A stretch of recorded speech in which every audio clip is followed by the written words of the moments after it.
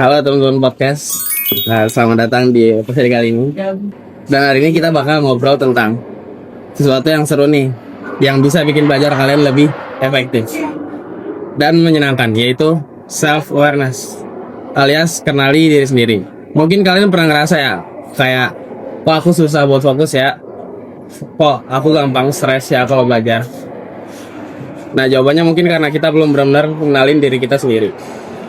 Jadi di episode kali ini aku bakal ngajak kalian buat memahamin diri sendiri lebih dalam, yang nantinya diharapkan bisa bikin belajar lebih optimal.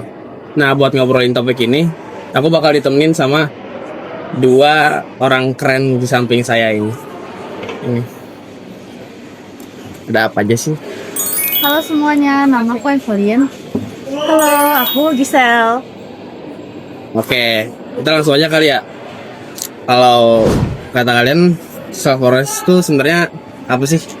Oke, kalau menurut aku self awareness itu kayak sadar sama diri sendiri, ngerti emosi, motivasi, kekuatan, sama nilai-nilai dari diri kita sendiri. Jadi kita bisa tahu apa yang bikin kita semangat dan apa yang bikin diri kita itu nge-stuck. Bener banget nih, kayak misalnya kalau aku biasa belajarnya pagi hari, karena itu lebih fokus. Kalau malam kadang nggak fokus gitu, dan kadang juga stres kalau misalnya belajar terus-menerus tanpa istirahatnya. No, jadi intinya kalau kita ngerti diri sendiri, belajar nggak cuma asal ikut-ikutan orang, tapi benar-benar nyambung sama kita ya. Ya, bener banget.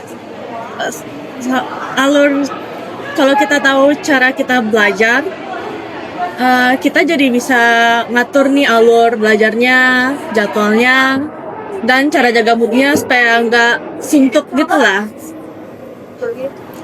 Oh, terus apa sih manfaat dari self awareness itu buat belajar? Kalau menurut aku yang pertama itu belajar kita jadi lebih efektif ya.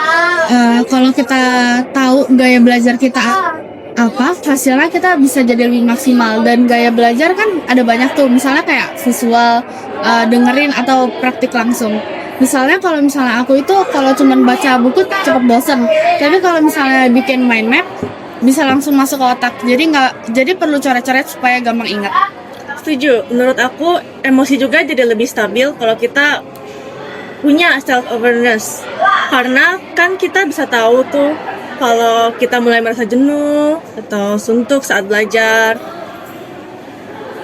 Oh, jadi kalau kita ngerti sendiri, ngerti kapan harus istirahat ya, kapan bisa pause, belajar nggak bakal terasa berat ya. Iya benar. Jadi self awareness ini juga bikin kita jadi bisa refleksi diri sendiri. Jadi kita tahu apa yang udah berhasil dan apa yang perlu kita perbaikin biar kita tuh nggak nyalain diri sendiri terus menerus.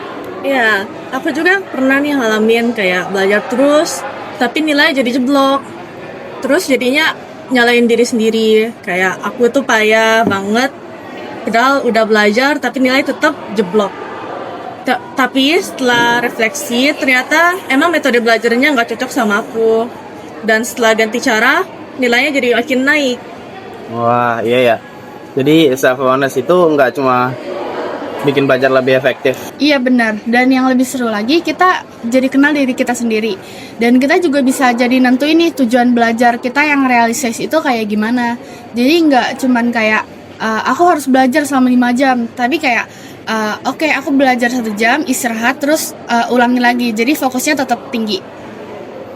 Kok rasanya self awareness itu kayak GPS buat belajar ya, bikin kita tahu arah mana yang paling efektif buat belajar. Ya, kurang lebih versi otak, GPS versi otak loh.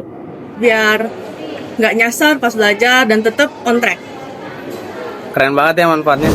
Terus ada nggak sih cara ningkatin self awareness ini? Soalnya kan penting banget nih.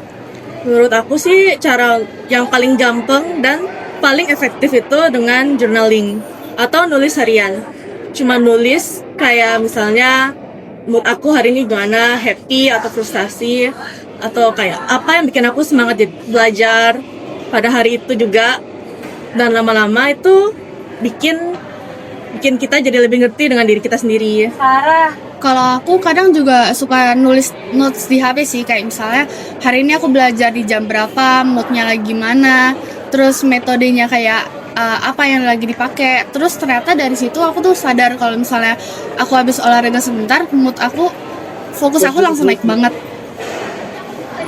Oh iya, jadi journaling itu kayak ngasih mirror buat diri kita sendiri, biar kita bisa lihat pola kita yang nggak kelihatan selama ini.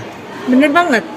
Selain journaling juga aku biasa kayak nanya diri sendiri, kayak apa yang bikin aku malas belajar hari ini, atau apa yang bikin aku excited pas belajar. Menurut aku juga kayak perspektif dari orang lain itu penting. Kadang kita nggak sadar kelemahan diri kita sendiri itu apa. Bisa dari temen, guru, atau orang tua.